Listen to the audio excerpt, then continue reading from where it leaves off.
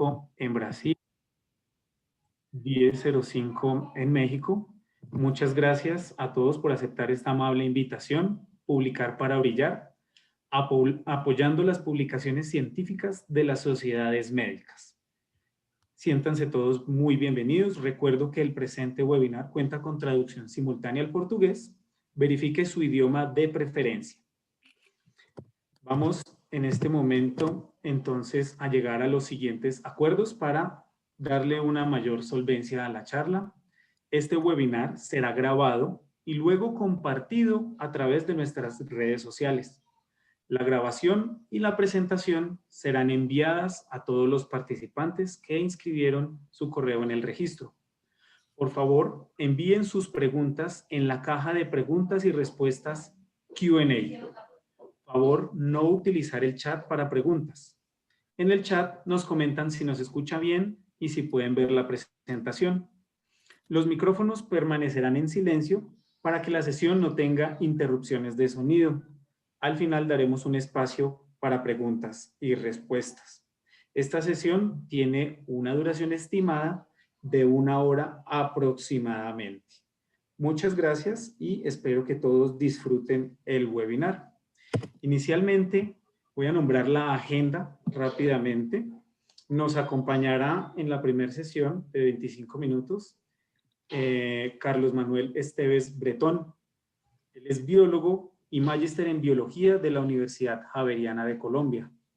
Candidato a doctor en Ingeniería de Sistemas y Computación de la Universidad Nacional de Colombia. Ha trabajado en la gestión administrativa universitaria desde direcciones de tecnología y direcciones de investigación en las universidades Javeriana, Nacional y El Rosario de Colombia. Ha sido profesor universitario de bioquímica, de bioinformática y ha trabajado en proyectos nacionales de metagenómica y diseño de biosensores para diagnóstico inequívoco de tuberculosis. Recientemente se ha vinculado a Elsevier en la división de Research Intelligence como consultor de la gestión de la investigación para Norteamérica. Valga la aclaración, ya no es tan recientemente vinculado. Por otro lado, y en el segundo momento, tendremos al doctor Israel Romero Rangel, médico cirujano de la Facultad de Estudios Superiores de Iztacala, Universidad Nacional Autónoma de México. También se especializa en cirugía general y especialidad en neurocirugía en la Universidad Nacional Autónoma de México, maestría en ciencias médicas, odontológicas y de la salud, Universidad Nacional Autónoma de México. Diplomado de profesionalización docente en el 2015, cirugía mínimamente invasiva de columna. Invasiva da coluna da American British Coverage Medical Center, Campus Santa Fé. Atualmente, o Dr. Israel Romero é neurocirurgião na unidade médica de alta especialidade, Hospital de Traumatologia Victor de la Fuente Narváez. É também revisor por pares ativos de reconhecidas publicações médicas como Neurosurgery, de 2020 até agora, Neurosurgery Open, até a presente data, Neurosurgery Operative Neurosurgery, até a presente data, entre outras publicações. Um pouco mais de 11 publicações e revistas, e é membro também da Federação Latino-Americana de Sociedades de Neurocirurgia, Sociedade de Mínima Invasão da Coluna, Associação Mexicana de Cirurgiões da Coluna, Associação Médica do Centro Médico AVC, AMAVAC, e Sociedade Médica do Hospital Ângeles do Pedregal. Vamos proceder ao início e dar as boas-vindas ao Dr. Carlos Manuel Esteves, lembrando o seguinte: este webinar, Publicar para Brilhar, terá uma segunda parte, na qual nos concentraremos sobre as ferramentas de publicação e, desde logo, podemos dizer, no momento em que vocês receberem o link para a conexão, isso ficará o momento de matrícula no dia 11, na mesma hora. E lhes convidamos a que nos conheçam as redes sociais Instagram, Facebook, LinkedIn, YouTube. Qualquer dúvida que tenham, aqui está o meu endereço eletrônico. Deixo de partilhar agora a minha tela para que o Dr. Estevas possa fazê-lo. Muito obrigado a todos pelo seu tempo.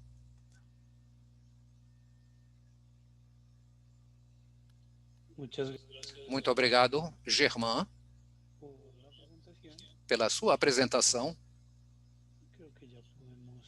E acredito que já podemos dar início à nossa apresentação. Por gentileza, queiram confirmar se já podem visualizar.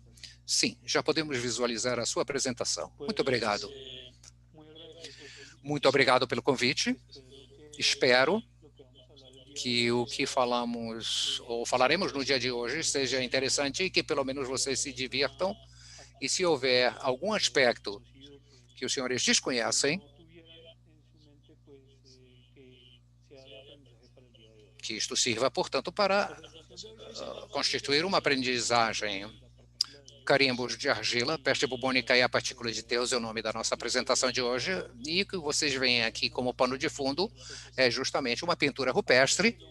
Parece que o homem tem a compulsão de transcender no tempo, plasmando os seus conhecimentos quase que de maneira compulsiva e obrigatória. Esta imagem que os senhores podem ver agora está numa caverna chamada El Castillo, fica na Cantábria. É uma pintura rupestre datada de maior antiguidade no mundo até a presente data. Data do Paleolítico Superior, faz mais de 40 mil anos. Na Idade de Bronze da humanidade, parece que ainda havia neandertais convivendo com Homo sapiens nesta época. E podemos ver como esse esforço quase que compulsivo da humanidade de plasmar os seus conhecimentos parece que estivesse ligado à nossa estrutura social. Logicamente, isto exige um trabalho manual muito grande e até que fossem inventados os tipos móveis da tipografia, a criação de documentos constituía uma tarefa muito demorada e era difícil criar coisas novas. Temos exemplos de outras pinturas rupestres, como esta que podemos ver aqui nesse setor, que é da cultura maia, no México, e, obviamente, códices, como esses códices, onde temos histórias completas de culturas que trabalhavam com hieroglifos e uma série de outras expressões que a humanidade teve no decorrer do seu desenvolvimento. Portanto, estes selos de argila são tecnologias que surgem como resposta para tentar minimizar os esforços de impressão. Uma impressão rudimentar, evidentemente, mais carimbos de argila que podem plasmar certos padrões de forma continuada, diminuindo o esforço de fazer cada um à mão. Mas até 1041, temos notícia de que Vishenki desenvolveu os tipos móveis em cerâmica na China, na antiguidade. E esses moldes cerâmicos foram os primeiros esforços de impressão em série que temos conhecimento para a humanidade. E, por último, conhecemos aqui no Ocidente, em 1490, Gutenberg inventa a imprensa com tipos metálicos que, submetidos à tinta, e são muito mais resistentes, podemos obter obras seriadas de uma maneira mais simples, 1450, esclarecendo. Hace 1890 anos. Faz 1890 anos, aproximadamente. Em 6 de março de 1665, surge o primeiro volume de uma revista científica, faz 355 anos. Vemos que o Equador é uma república independente já faz somente 190 anos e quase todos os nossos países têm mais ou menos 190, 200 anos de independência aqui na América Latina. A primeira revista surgiu 355 anos atrás, Philosophical Transactions, a mais antiga, a mais longeva, editada por Henry Oldenburg. Esta é a capa da primeira revista, do primeiro número Coincidentemente, de maneira triste, em 1665, surge a praga que vocês veem aqui no final da tela, a praga da peste bubônica em Londres, e faz que em agosto desse ano fechem a Universidade de Cambridge e um estudante que seguramente vocês conhecem, Isaac Newton. Ele tinha uma residência em Lincolnshire, parecida a esta residência, alguma das situações que nós vivemos recentemente. Ele retirou-se para a sua residência, se isolou para estudar sozinho, sem contatos sociais, sem TikTok, sem Netflix, com os seus livros, e comenta-se em muitas bibliografias e biografias, e que esse período de estudo seria a base para os livros que deram a raiz e o conhecimento que foi criado por Isaac Newton. Em 65, Margaret Porteous fez o primeiro registro de morte, a grande praga de Londres, uma peste que matou mais de 100 mil pessoas em 18 meses, e como todos sabemos, a cura, a Yersinia pestis, não foi gerada e só surgiu com a criação do antibiótico. Portanto, o princípio da física tem a ver, da física moderna, isto é, tem a ver com uma praga, uma peste, uma doença. Interessante coincidência. Em 10 de abril de 1710, a rainha Ana I cria o manifesto, através do qual outorgam-se direitos autorais às pessoas. Surge o direito autoral. Anteriormente, antes desse ato legislativo, a Corporate Stationers Company, que tinha os direitos de cópia desde 556 a 1965, censurava e resolvia o que podia ser impresso na Inglaterra. E tinham ainda o direito de cópia. Portanto, surge o direito copyright, direito de cópia. Ninguém que não estivesse registrado nesse Stationers estaria autorizado a imprimir livros. Era um monopólio, portanto, de tudo aquilo que nós chamaríamos da indústria editorial até aquele momento que a rainha Ana, através deste ato legislativo, transforma em lei. E por que falamos disso? A partir dessa data, de 1710 até 1886, o sistema funcionou mais ou menos. No entanto, em 1886, o governo de Berna, para a proteção de obras literárias e artísticas, estabelece o direito autoral. O direito autoral que cobre a todos os países, menos os anglo-saxões, que continuam com a tradição do copyright, muito parecido àquilo que se possuía até 1710, fazendo uma variação importantíssima. Introduziu-se o conceito de que o direito autoral surge no momento em que se fixa uma obra de maneira física e já não se precisa registrar, como acontecia na antiguidade. Então, no momento que se faz um desenho, você já tem o direito de autor, independente de onde você faz. E é um direito reconhecido em todos os países do mundo. O direito autoral tem uma exceção, o direito de mencionar, o direito de citação, através do qual permite-se incluir fragmentos de obras que não são minhas, sem necessidade de pedir autorização para o autor.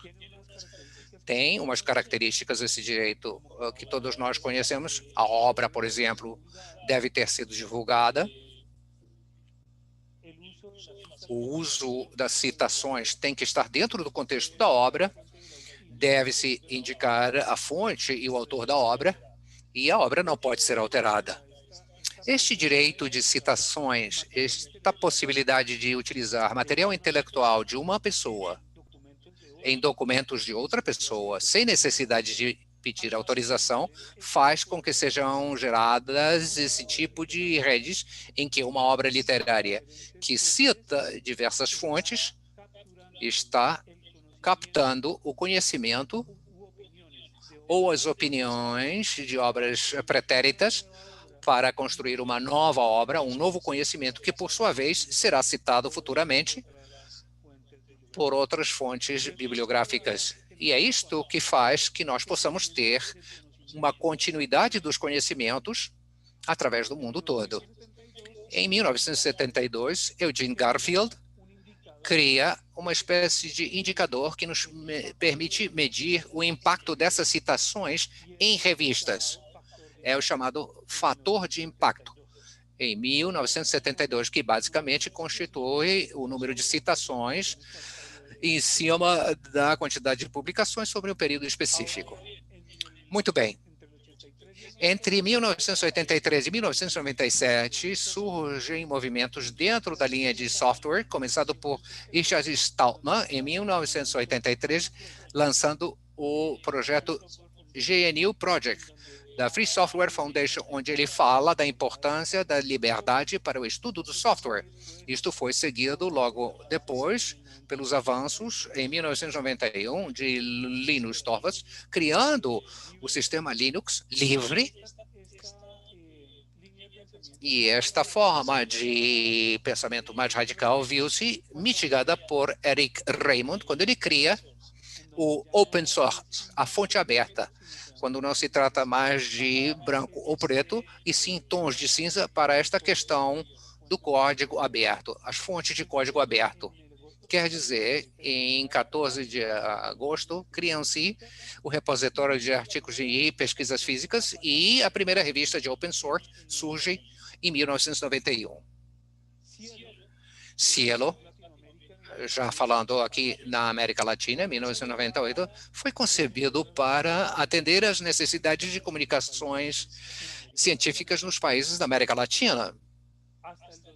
Até o ano 2000, surge BLOS, uma editora que é sinônimo de lucro, que utiliza o modelo de código Open Access como fonte principal das suas publicações. E temos, em 2001, o surgimento de Creative Commons, que é um movimento contracultural inspirado no software livre. E estas licenças foram criadas por Lawrence Lessig com outros colaboradores. Ele é um advogado, reivindicando com isto os direitos morais autorais na legislação anglo-saxônica, concedendo uma série de liberdades para o autor, para que ele escolha quais os direitos que ele pode negociar e quais direitos ele pretende conservar para si próprio. Em 2009, Félix de Moya, do Instituto Chimago, cria o SJR, que é o índice de revistas, e, simultaneamente, Henrik Moe, ele cria o SNP, Source Normalized Impact Per Paper, que são dois indicadores, o SJR e o SNP, que vêm se juntar ao único que existia, que era o fator de impacto. Isto tem um novo player em 2016, quando a Scopus apresente um outro indicador para revistas, que é o Site Score. Todos estes indicadores, tanto o fator de impacto quanto o SJR como o SNP, são utilizados para medir de alguma maneira e entender o impacto das revistas. Vemos aqui uma cronologia um tanto curta que nos mostra alguns fatos históricos com relação ao Open Access. Em 2002, Budapest Open Initiative. Em 2003, o Bethesda Statement on Open Access Publishing. Em 2010, aparece a lista de Bales, com revistas predadoras, que para de circular em 2017 por problemas em poder provar se uma revista existe com caráter de divulgação, e aqui nós falamos de más práticas, de possíveis más práticas, mas não necessariamente, de depredação, e em 2014 surge a Declaração de Lyon, e até setembro 3 de 2018, o Plan S da Coalição S na Europa. Por último, nós sabemos que uma revista acadêmica é uma publicação periódica que é revista por pares, como temos hoje em dia, e que nos permite registrar o direito autoral à obra e que nos permite certificar que esta obra é nossa. Podemos divulgar e ter um arquivo para a nossa posteridade. Estas são as funções iniciais que são postas no começo das revistas científicas e atualmente podemos falar também da navegação com relação aos conteúdos. Falemos agora de publicações que brilham ou que brilharam como supernovas, muito embora haja muitos exemplos, abordarei só uns quantos. Este artigo, Molecular Structure of Nucleic Acids, a Structure for Deoxyribose Nucleic Acid, é um artigo famosíssimo de Watson e Crick, no qual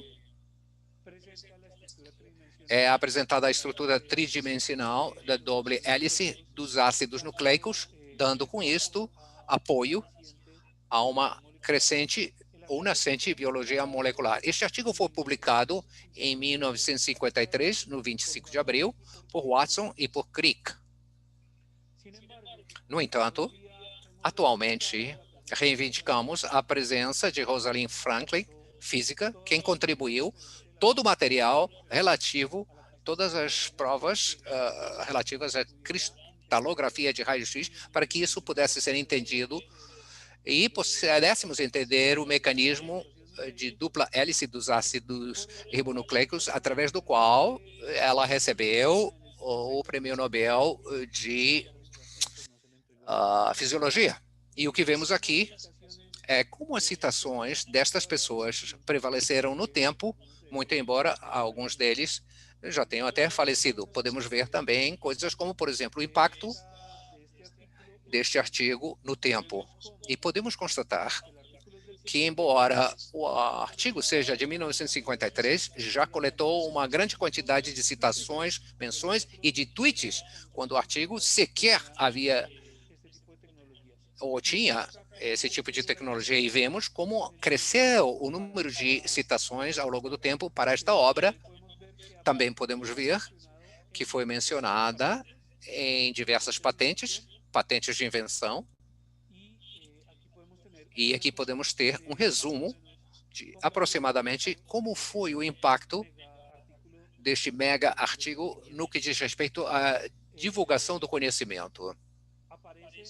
Surge em meios como o Wikipedia, em diversas páginas, podemos ver todos os idiomas em que foi criada a bibliografia para referenciar este trabalho. E, por último, com relação a este artigo, vemos como os diversos países utilizaram diversas revistas.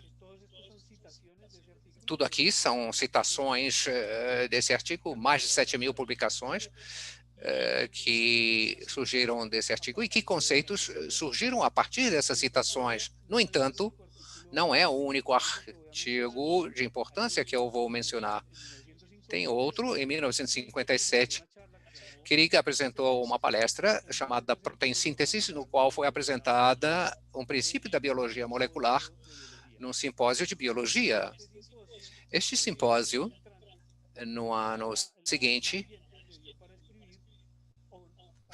deu lugar para uma nova tese, um protein-síntese, que foi apresentada em um novo simpósio, e a partir dessa conferência, dessa palestra, surgiram 923 citações e 5 menções. E aqui vocês têm os idiomas em que foi referenciada esta palestra e, ao mesmo tempo, como foi exponencial o número de citações ao longo do tempo, pensando que isto foi um artigo que foi publicado numa conferência de 1960, vimos como ele transcendeu no tempo e que áreas do conhecimento ele conseguiu transcender. O mesmo vemos nos países no qual foi feita a citação, que tipo de revistas foram feitas as citações, os títulos das revistas e alguma coisa sobre os conceitos que foram gerados a partir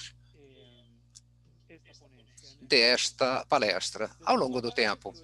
Assim sendo, se olharmos retrospectivamente, a estrutura tridimensional do DNA mais a biologia molecular, que constitui o que chamamos de biologia molecular, foi parte essencial do que nos anos 70 era conhecido como engenharia genética, a qual evoluiu até 2012, onde chegamos à tecnologia da CRISPR-Cas9 para a edição de genes, e a partir dessa tecnologia conseguimos projetar as vacinas mRNA com as quais estamos tratando a pandemia do vírus na atualidade. Vamos agora a outro setor. Este é outro artigo, Broken Symmetries in the Masses of God Bosons. Este artigo foi apresentado por Peter Higgs, que obteve o Prêmio Nobel em 2013. O artigo é uma página e meia, e que vemos como foram feitas as citações do Peter Higgs com a sua obra até o presente momento. Aqui estão as citações que surgiram a partir desse artigo ao longo do tempo, e vocês podem ver como houve uma explosão aproximadamente em 2010 das citações deste artigo, que já reuniu 2.435 citações, e vocês podem ver um pouco do impacto, inclusive alguns tweets, considerando que é um artigo de 1960, onde é proposta a existência de uma partícula, teoricamente,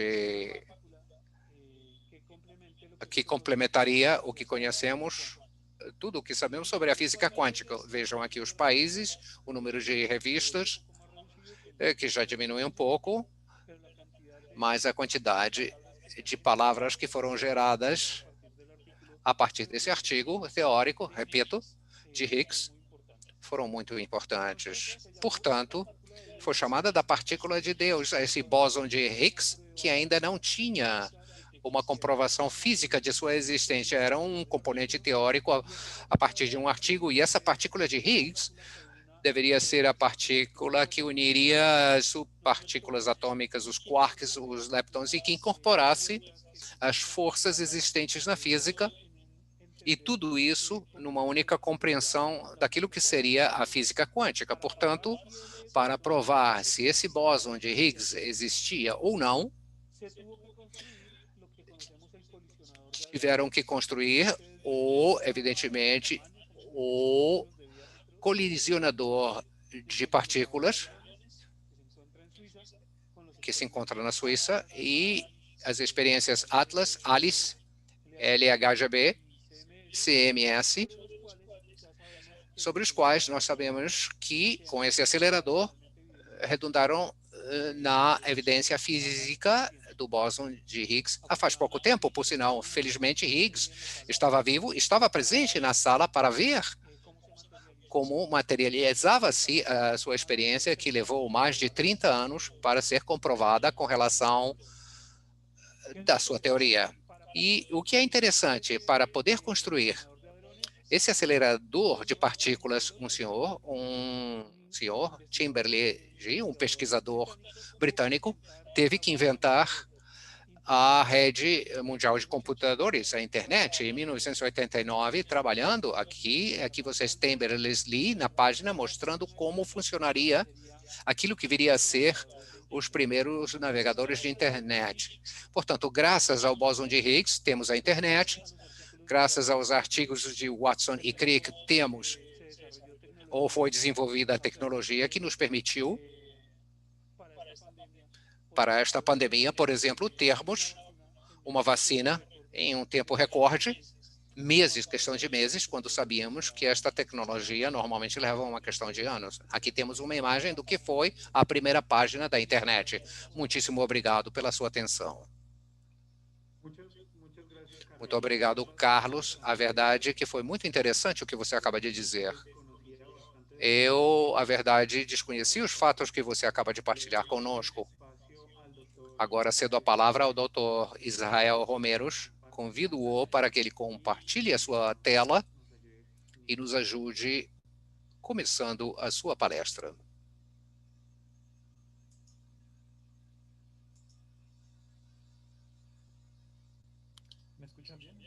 Vocês podem me ouvir bem? Sim, lhe ouvimos bem. Podemos ver a tela também. Bom, antes de mais nada, agradecer o convite, certamente a cessão do espaço para poder partilhar o fórum com Carlos Esteves. que nos deu um resumo muito bom da história e, de fato, acredito que eu roubei dele essa pequena imagem de pinturas rupestres que fala sobre a escrita e a história em termos de registros. Eu quis fazer uma alocução talvez um pouco diferente daquilo que eu normalmente faço. Atualmente, eu gostaria de focar a nossa atenção na escrita e a publicação e como isso impacta na ciência. Por isso, falamos da escritura é a história. Meu nome completo é Israel Romero. Podem me chamar Israel Romero, porque é assim que eu sou conhecido do meio médico e atualmente sou neurocirurgião e cirurgião de coluna da Medical Center do campus Santa Fé, na cidade do México, e atualmente também sou o editor-gerente de uma revista da Sociedade Mexicana de Cirurgia Neurológica, que estreará muito em breve. As revistas que vocês podem ver aqui, eu sou revisor delas e, basicamente, aqui eu quis colocar um pequeno resumo de como a escrita impactou a história, como esse legado, esses registros geraram o que atualmente conhecemos como ciência, como conhecimento, todo o desenvolvimento humano, sem o qual não conheceríamos nada da tecnologia, nem dos avanços tecnológicos e científicos, e inclusive sobre nós mesmos não saberíamos muito. Portanto, é muito importante deixar um registro daquilo que é a nossa vida, e eu gostaria de focar justamente nisto, através da minha palestra. Aqui temos os temas que eu vou abordar ao longo da minha apresentação. Basicamente, temos um resumo muito breve e, evidentemente, por que fazer uma nova revista? Temos uma série de questionamentos aqui, isto é muito importante, e para isto temos que acrescentar que, basicamente, de todos os profissionais de saúde, somente 15% se mantêm atualizados na pesquisa clínica e nas novas revelações científicas, e isso é algo grave, isso é algo que impacta muito na nossa formação. Não devemos pensar que, ao concluir os nossos estudos, paramos, devemos continuar. Todos temos a continuidade de nos envolver na prática privada, na prática institucional, na academia, inclusive os professores que dão aulas, às vezes, não se atualizam para dar a informação mais atualizada. Temos que considerar que a informação que vem em livros tem um atraso de 5 anos e o que está em artigos um atraso de 6 meses. E podemos dizer que isso, conforme for o caso, vai generando, e à medida que a informação vai sendo gerada, tem um atraso em função daquilo que exigiu a sua publicação. Somemos a isso mais 2 anos ou 1 ano de atraso no que diz respeito à própria pesquisa. Portanto, nesse ponto, não somente isto é triste, mas também revela que somente 5% dos médicos leva uma carreira como pesquisadores e se envolve no processo educacional. Lembremos que é uma trindade, que é a medida no qual você tem que aprender, ensinar e gerar. Ou pesquisar, neste caso, é um círculo virtuoso no qual, se nós desenvolvemos estas práticas, é muito provável que sejamos excelentes professores, excelentes alunos e excelentes pesquisadores. Um pesquisador deve se considerar um eterno estudante.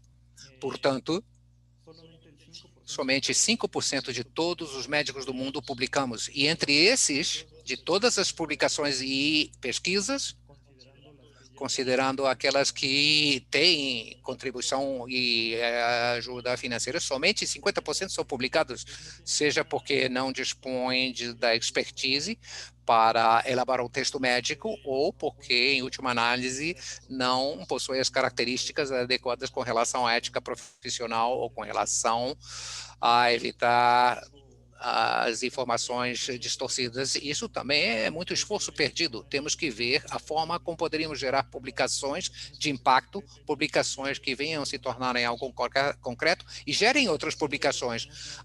Apesar de tudo isso, temos mais de 5 bilhões de artigos publicados em Scopus em mais de 30 mil revistas científicas. Isto pode atingir números exorbitantes se considerarmos todas aquelas que não são revistas por pares. Aqui eu estou falando somente de artigos revistos ou revisados por pares, derivado da explosão tecnológica e da ciência, que nos últimos anos nos deu o benefício da internet. E isso gerou milhares de artigos que cada dia são mais e crescem exponencialmente, mas infelizmente a maioria dos trabalhos são de baixa qualidade e isso decorre de uma pressão que é conhecida na literatura chamada publicar ou morrer, que faz alusão que os médicos que não publicam estão no anonimato e não podem ter um crescimento profissional como deveria ser esperado em todas as esferas, pessoal, acadêmica, econômica, enfim. Depois de tudo isto, ficamos com que somente 5% do que é publicado é incorporado ao conhecimento médico. Estamos falando de menos de 250 mil artigos. Já falamos de 55 milhões. É algo que é realmente muito preocupante. Fazendo, portanto, uma correlação desses números, 15%, 5%, 5% que chegam a ser publicados, a metade das suas publicações chegam a ser publicados e somente menos de 5% de tudo que é publicado é incorporado ao conhecimento médico. Bom, concluímos que a ciência médica que nós conhecemos atualmente deriva de 0,25% da experiência mundial. Isto é algo que desencoraja, porque, de um modo geral, todo o potencial que temos no nosso cérebro, nós sabemos que nós exploramos completamente o nosso cérebro. E agora, sabendo que não todos os humanos exploramos os nossos cérebros para aumentar os conhecimentos da ciência, é algo que decepciona. E, portanto, 98,875% da história da ciência permanecem no obscurantismo. Quer dizer, ao longo da história, não temos registro de mais de 98,875% dos conhecimentos profissionais, pelo menos em medicina. Portanto, vemos aqui, eu tenho um exemplo no que diz respeito à minha especialidade, que é cirurgia ou neurocirurgia ou cirurgia da coluna, o grau de obscurantismo que nós temos. Tem 193 países reconhecidos pelas Nações Unidas e tem outros que não são sequer reconhecidos porque não atendem a algumas características, mas, enfim, de toda a produção científica na cirurgia da coluna nos últimos 10 anos, vemos que 39,17% vem dos Estados Unidos. E entre ele e o Japão tem quase 57% da produção científica mundial. É bem sabido em epidemiologia que não podemos adaptar todas as características de uma população a outra população, nem extrapolar os conhecimentos. Portanto, todos os nossos conhecimentos e tudo o que nós fazemos por nossos pacientes toma por base em pacientes japoneses e americanos, e sabemos que as nossas hérnias são muito diferentes dos outros, o nosso meio ambiente é diferente dos outros, e não tudo isso vai poder ser extrapolado de um ambiente, de um contexto para outro. Portanto, 94,8% dos pacientes não publicam, não se tornam visíveis, não têm informação sobre eles e não pertencem à parte da história da ciência. Portanto, isto é algo que nós temos que mudar. Temos que globalizar o mundo, temos que ter ferramentas tecnológicas que nos permitem fazer isso, mas continuamos atrasando o conhecimento científico a pequenas populações, porque são os que começaram primeiro, são os que têm diversas revistas, não sei, diversos fatores, talvez o próprio idioma, talvez não falam inglês, não sei o que é o idioma que atualmente se fala ou que é utilizado. E eu faço uma analogia do que nós queremos na vida, né? No lado, ou que lado da força nós queremos escolher, para onde nós vamos no nosso comportamento como profissionais, como pessoas, como acadêmicos, e temos aqui a necessidade de analisar a nossa forma de pensamento. Se eu pretendo seguir atendendo os meus pacientes com base em 5% da experiência mundial, ou se quero continuar atendendo eles com características populacionais que não correspondem a eles, e se eu quero que minha experiência termine, quando a minha vida termine, se eu desejo utilizar o conhecimento gerado por outros para benefício de outras pessoas que eu tenho contato somente com elas, isto é, ser elitista, então a minha atitude é que eu serei alheio à história da ciência e, portanto, e da humanidade.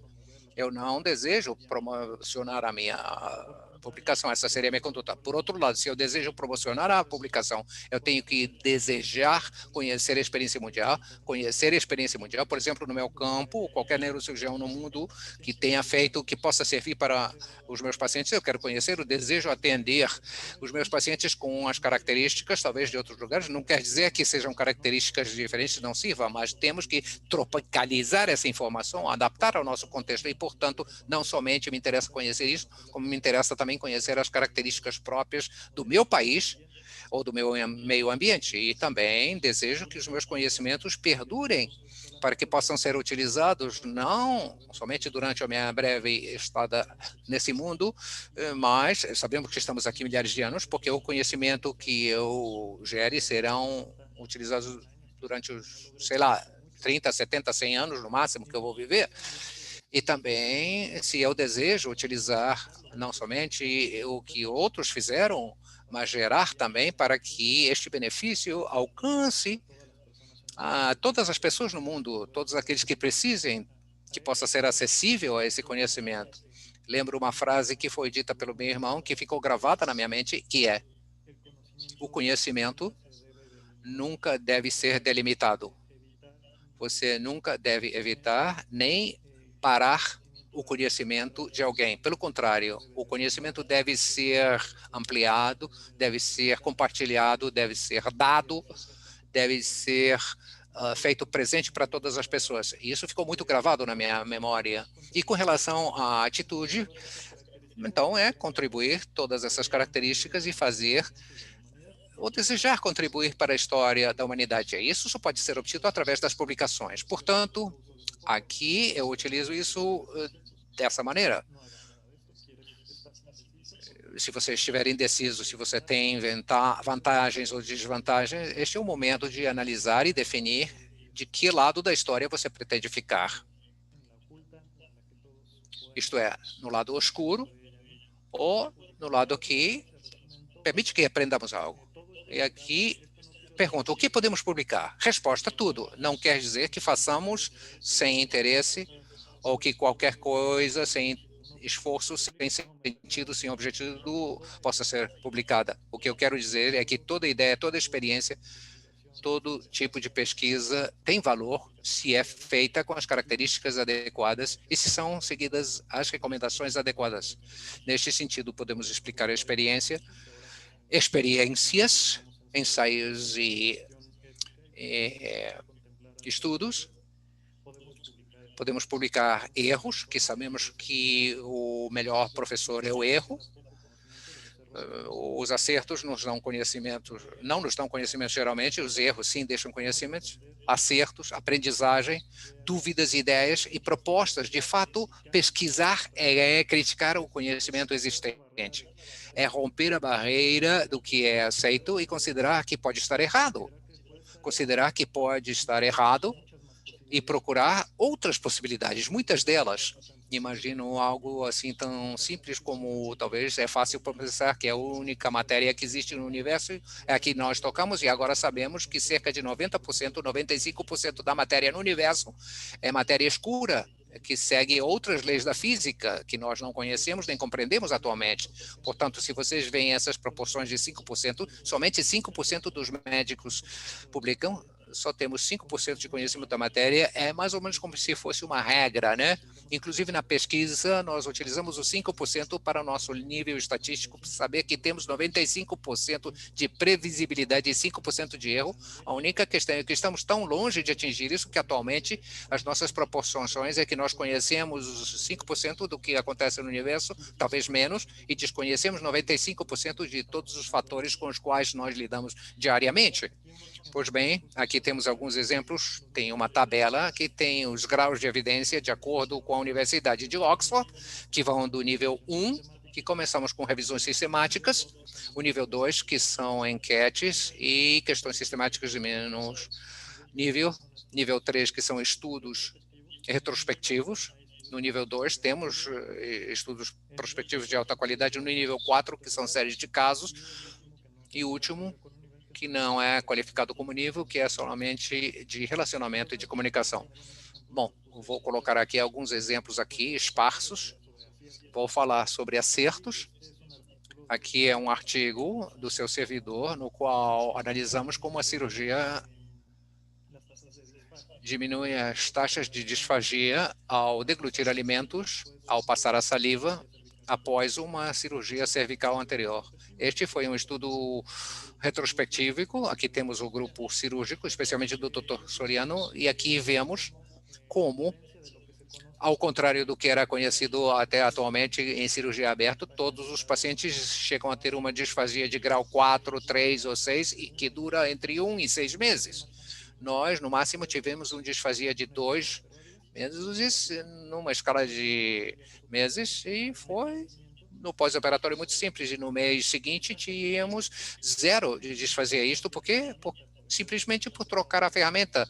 Em vez de separadores manuais, utilizamos um tubo, evitando uma retração manual.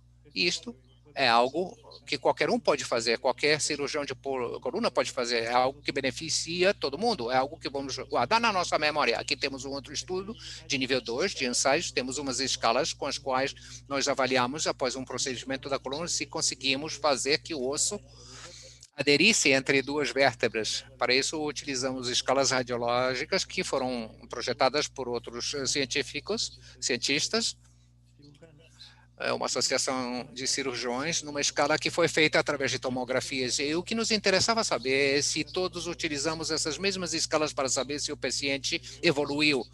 Isto é, se esse osso entre as 2 vértebras evolui. E o que constatamos é que, primeiro, não há um acordo alto entre as escalas. Isto é, enquanto algumas escalas dizem que os pacientes conseguiram uma fusão de 80, outras dizem de 76, desculpe, outros de 61 e outros de 56, isto é muito variável, a taxa de fusão, e inclusive pode ser que esteja errado, que haja taxas ou índices, taxas como de 53, por exemplo, que não conseguiram fusionar os ossos.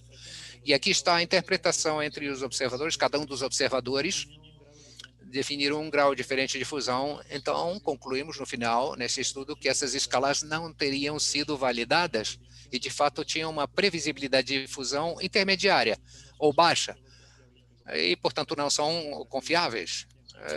Estão longe do exame clínico, que é mais confiável. E com relação às enquetes, com essa questão da COVID, avaliamos como o freio, na prática, o freio em tudo aquilo que seria medicina é somente para atender às questões emergenciais, para atender às questões sanitárias, como isso afetaria os países membros da Federação Latino-Americana de Neurocirurgia. E vimos 16 países estavam em diversos estágios da pandemia, alguns em fase 2, 3 ou 4, e vimos que eles informavam uma queda na prática cirúrgica de 80%. Isto implica 80% menos de pacientes que não estão cuidando de sua patologia, 80% menos de pessoas que nos programas de residência médica que não estão recebendo treinamentos de como fazer esses procedimentos. Isso implica um atraso em 80% das cirurgias eletivas, que quando há cirurgia teremos uma inundação de pacientes precisando de intervenção cirúrgica, e significa 80% de pacientes que podem ter complicações e chegar a um estado mais grave e, por último, não ter uma sobrevida aceitável. Isto a partir do paciente e a partir dos cirurgiões. Como foi um lockdown total e um freio econômico, também consideramos se eles poderiam suportar essa situação do ponto de vista econômico, pelo menos em 6 meses. Este, de fato, foi um artigo que foi premiado, foi classificado como melhor da data em julho de 2020. É algo tão simples como fazer uma enquete qualquer. Fizemos através de neurocirurgiões de cada país e os presidentes das sociedades médicas de cada país. Outras coisas que podemos fazer são outro tipo de acertos, isto é, no que diz respeito às séries de casos. Aqui nós fazemos uma cirurgia, minimamente cirurgia para ressecção de tumores, o qual atualmente é considerado que os tumores são reservados para a cirurgia aberta. E aqui temos uma série de 3 pacientes que constatamos com diversas, fazer isso através de uma cirurgia de mínima invasão. E aqui mostramos a nossa técnica na reseção do tumor e no fechamento da medula espinal. Outro tipo de coisas que podemos publicar são os erros. Geralmente, é mais útil se publicamos os erros e também o acerto, e também como pode ser resolvido esse erro. Aqui temos o estudo de caso, onde fizemos um reforço vertebral por uma fratura vertebral com uma técnica percutânea, e o que podemos ver aqui é que nesta parte, o ponto de incidência nessa estrutura redonda, que é o pedículo, vemos que ela está minimamente por baixo do pedículo. E tem, na verdade, que estar em cima. E esta estrutura está 1 milímetro por baixo desse ponto intermédio do pedículo. Portanto, isto nos condicionou para que tivéssemos um risco vascular, prejudicamos uma artéria segmentária e o paciente teve um hemotórax massivo com um descontrole hemodinâmico. Portanto, imediatamente o que fizemos foi chamar outra equipe de especialistas de cirurgia minimamente invasiva e fizemos uma embolização endovascular através de um catéter. Colocamos um fragmento metálico com um coilo, com um revestimento para lacrar a fuga da artéria e o paciente evoluiu satisfatoriamente, sem nenhuma sequela, sem qualquer outro problema, além do atraso na hospitalização. E não era tão grave. E podemos também publicar o que aprendemos. Isto foi como começou a surgir, como fazer a história. Nós também somos membros da Associação Mexicana de Cirurgiões da Coluna e percebemos, quando tivemos a oportunidade de ter um papel administrativo na administração da sociedade, que não conhecíamos a história das publicações dos membros. Então, nos debruçamos sobre isso para fazer uma revisão sistemática de toda a literatura que já foi publicada pelos 450 membros dessa associação, para termos toda a história de todas as publicações que foram feitas pelos mexicanos em termos de cirurgia da coluna, e encontramos 441 artigos em diversas revistas. Aqui vocês não podem apreciar porque a letra está muito miúda, são as revistas mais famosas e mostram onde houve mais ou menos publicações. E temos o fator de impacto, são fatores de impacto de 1 ou de 3 e 4, e a maioria de 3,45. Vimos também que as pessoas que publicavam em inglês tinham o dobro de citações, e vimos também que pesquisava-se mais, particularmente na pesquisa clínica, algumas sobre educação, 80 artigos, e o resto, ética, filosofia, conceitos, biomecânica, experiências.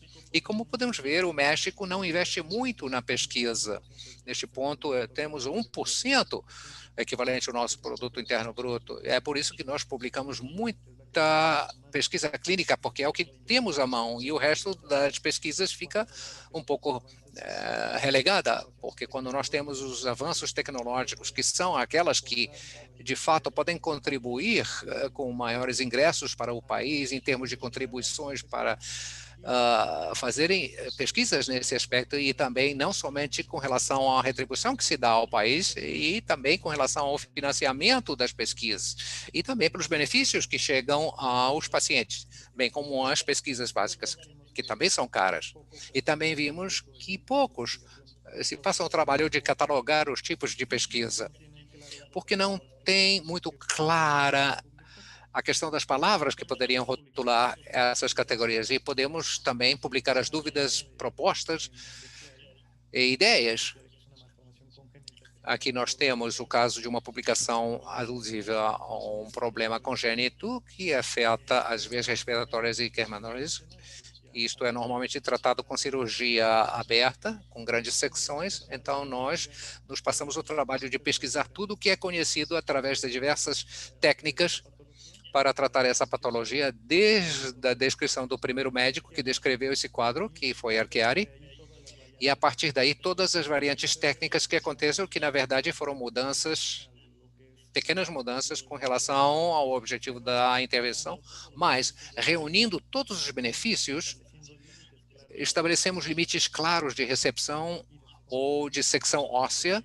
Nós conseguimos chegar a um ponto em que individualizamos isso para cada paciente através de uma técnica que é chamada descompressão extramedular minimamente invasiva, quando nós temos retratores musculares não retrativos.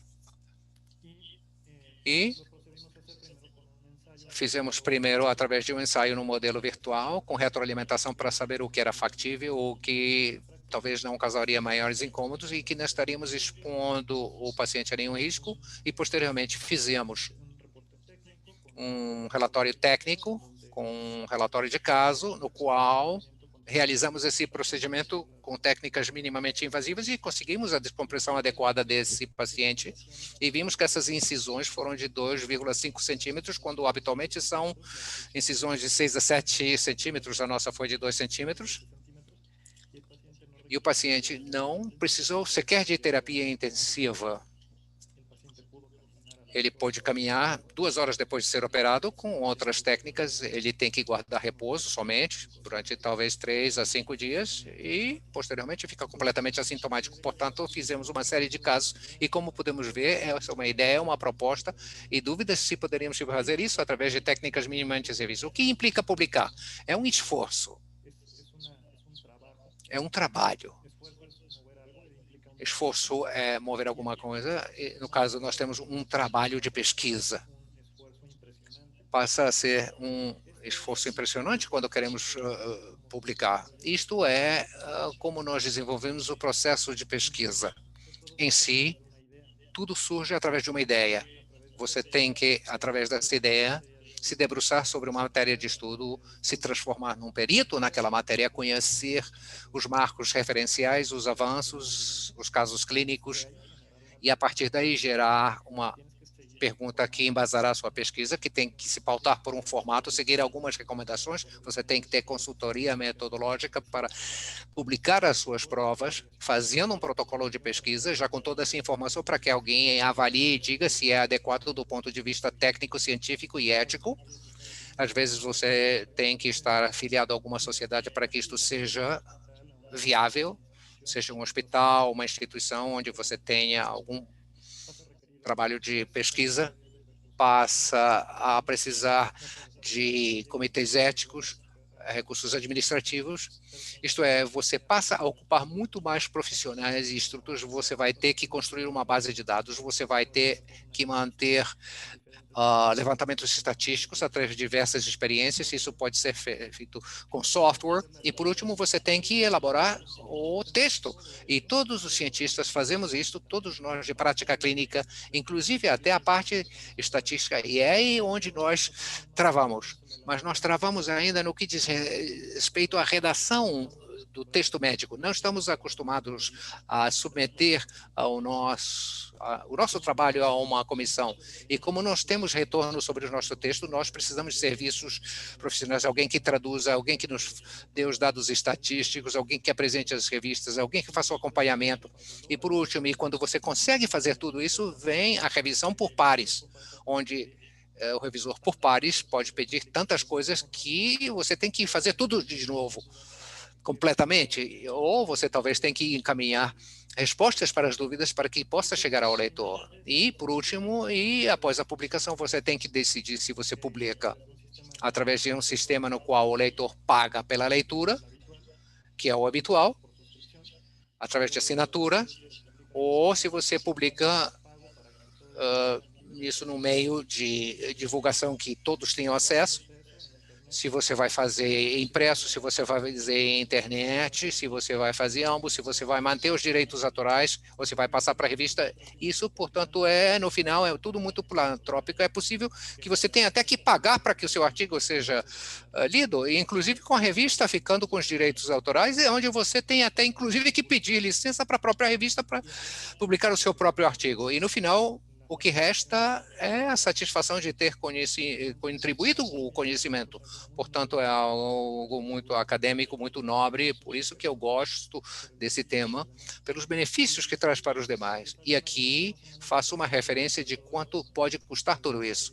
A partir da assessoria metodológica que vai de 5 mil a 30 mil pesos, vou utilizar a moeda nacional, o que seria aproximadamente $400. Desculpe a interrupção.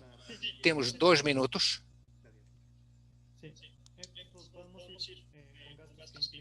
podemos envolver gastos que envolvem de 500 a 1.000, 1.500 dólares em cada um desses aspectos. Portanto, no final de todo esse processo, você vai ter gasto quase 2.000 dólares ou 5.000 dólares para conseguir publicar um artigo. Isso sem contar com a necessidade de fundos e recursos adicionais para a sua pesquisa. E no final, o que resta? Por que fazer uma revista nova se nós sabemos que já há muitas publicações, que já tem muitas revistas? Por que mais revistas? Para poder atingir aquele 98% da população que não publica.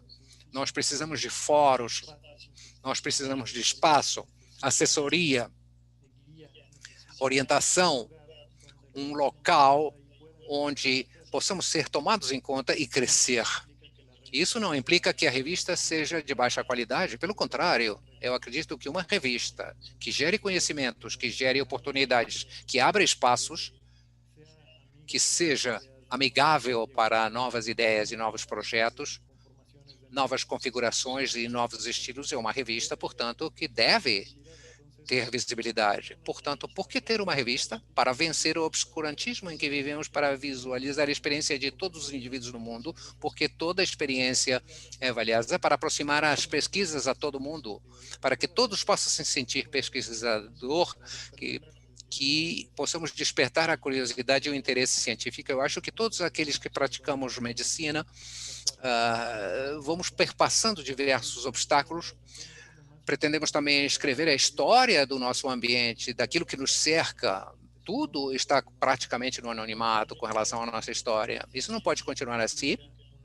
Queremos também reinventar o conhecimento. A ciência implica uma constante busca da verdade. Temos que desmentir o que já se sabe e avançar, mas num momento determinado da história, aquilo que é certo, à medida que avançamos, vai se vendo que não há muita precisão. Então, temos que reinventar. Isto é o conhecimento. O conhecimento está baseado numa constante reinvenção. Portanto, como já lhes disse, temos que destacar estas características para que a ciência seja atraente, tenha novidade, mas, acima de tudo, útil para representar a história da humanidade.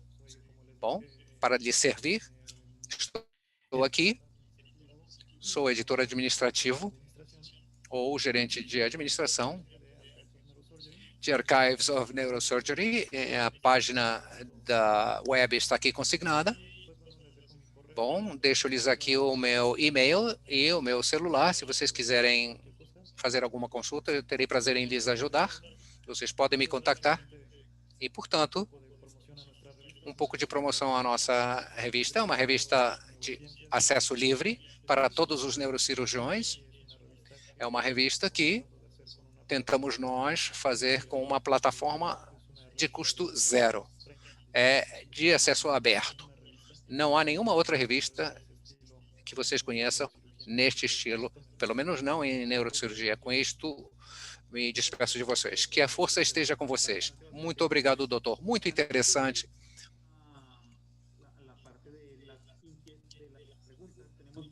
Com relação às perguntas, temos várias delas. Vamos agilizar para não tomar muito do tempo dos nossos ouvintes. Vamos fazer uma enquete e agradeço que todos nos ajudem respondendo esta enquete. Fernanda, nós poderíamos fazer esta enquete. Enquanto isso, eu vou lhes lembrando que esta é a primeira parte do Publicar para Brilhar. É um evento dirigido para sociedades médicas na América Latina toda. Vamos ter uma segunda parte, mais voltada para ferramentas de publicação. Inclusive, temos uma pergunta com relação a isso. Isso será no dia 11 de março. Esperamos que seja a mesma hora com todos os ouvintes que receberão o convite durante as próximas semanas. Vocês receberão o link. Agradecemos, portanto, as respostas à nossa enquete e lhes lembramos e lhes pedimos que nos sigam nas redes sociais, no Twitter, no Facebook, no Instagram, no LinkedIn e no YouTube. E também vocês têm o meu e-mail. Vamos começar as perguntas. A primeira pergunta é para o Dr. Romero, que recomendação o senhor daria para uma sociedade que não conta com pessoal ou conhecimentos editoriais? Bem, na verdade, eu posso compartilhar a minha experiência. Eu fiz o mestrado e aí surgiu o interesse e depois eu me tornei um revisor.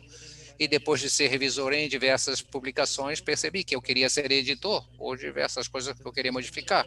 Como sempre na medicina, um pouco de autodidatismo é o principal, se debruçar sobre essas 3 esferas, publicar, ser revisor e, por último, adentrar nesta parte.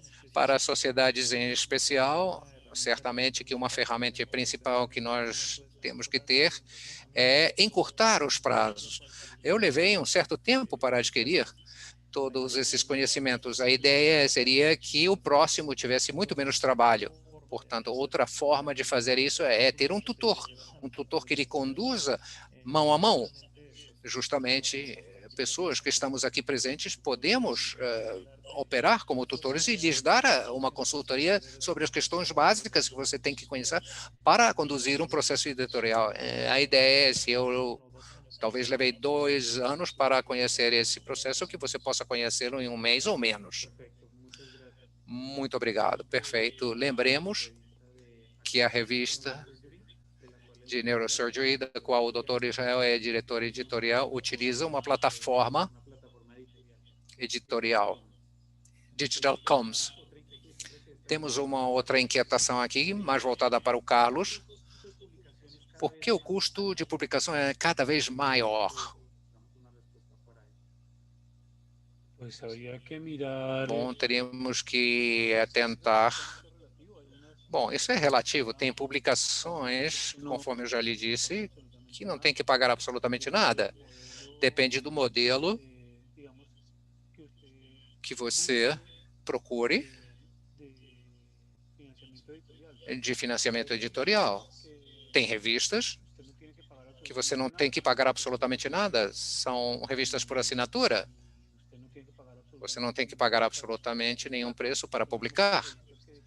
Mas também há revistas de Open Access, que são revistas nas quais eles recebem subsídios por associações médicas, por exemplo, associações profissionais, ou inclusive universidades, como é a maioria das revistas latino-americanas, das universidades, nas quais não se paga, quer dizer, não paga nem aquele que escreve, nem aquele que lê. Portanto, não sei se eu acredito que a pergunta vai para outro lado, mas não necessariamente você tem que pagar para publicar. Excelente, obrigado. Doutor Romero, você recomenda que as sociedades tenhamos revistas de acesso aberto ou revistas em geral? Quais são as vantagens que isso traria para uma sociedade médica? Bom, retocando nesse ponto, basicamente, essa que é a ideia.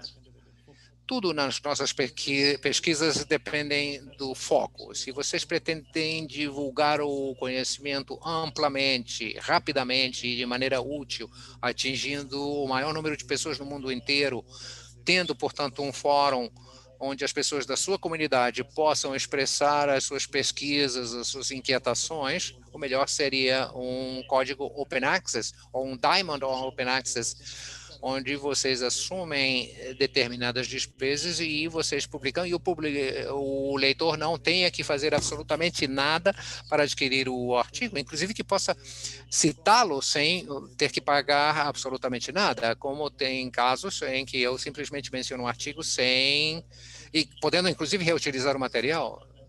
São essas as publicações que trazem o maior número de vantagens e o que se requer para um processo editorial, como já foi salientado pelo Germán, nós utilizamos o serviço de Digital.com, que faz 90%, talvez 95% da questão técnica, e nós ficamos com a questão científica, com a questão de parâmetros e com a questão do estilo da nossa revista ou das nossas revistas e da revisão por pares. Portanto, é uma ferramenta muito amigável, por assim dizer, e a melhor maneira de fazer, ou onde poderíamos ter mais acesso para as sociedades, é que também que fossem amigáveis para o leitor.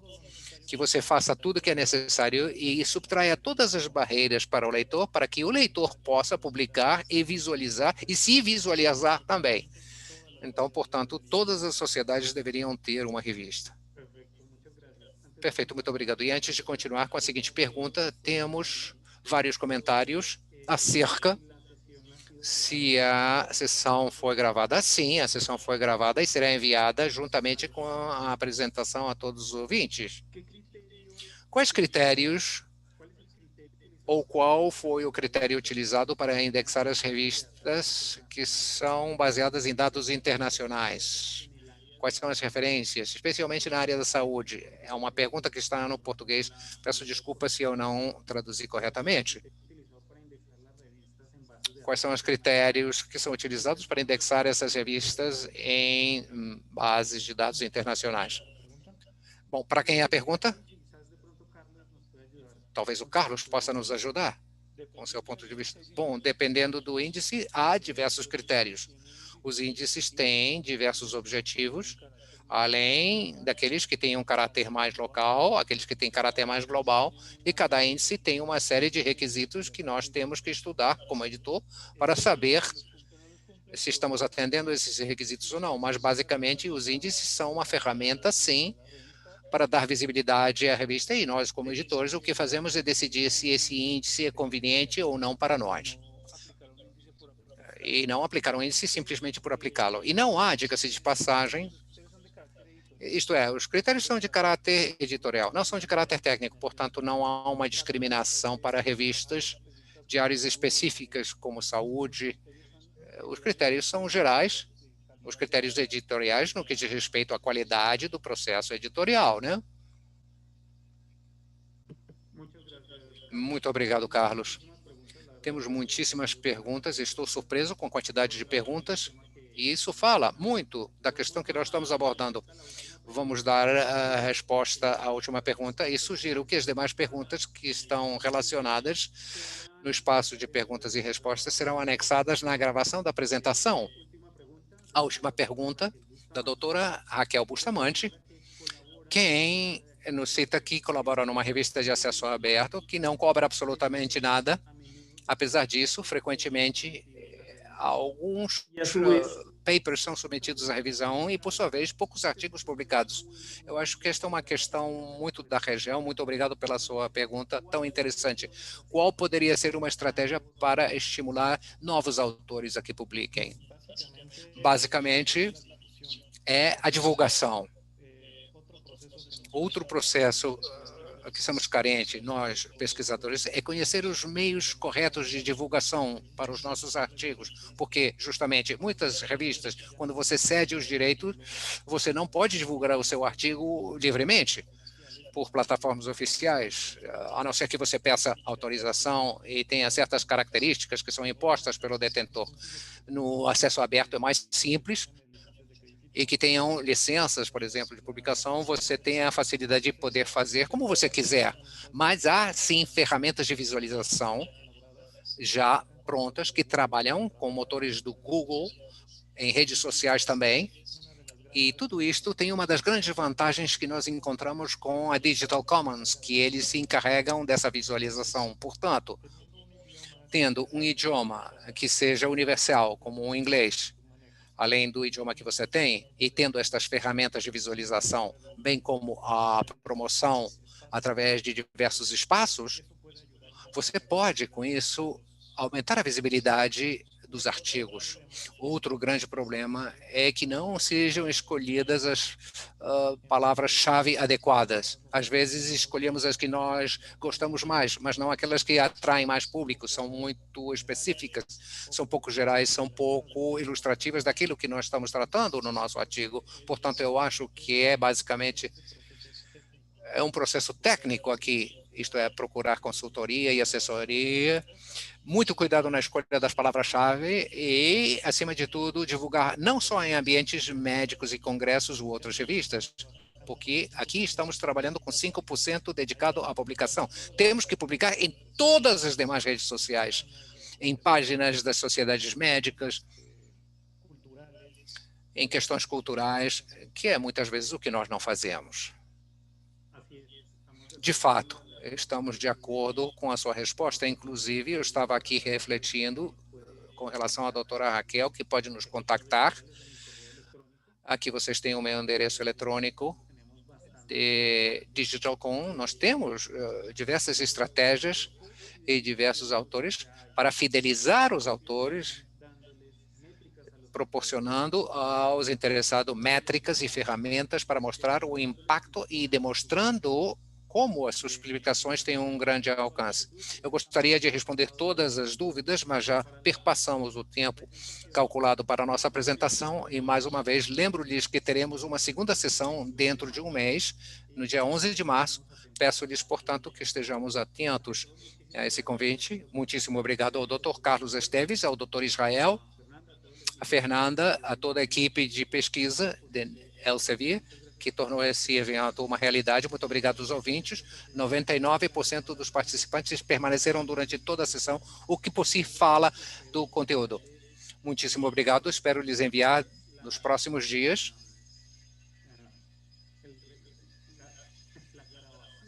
a gravação deste evento, juntamente com as dúvidas e as apresentações. Muitíssimo obrigado. Tenham todos uma excelente tarde. Muito obrigado.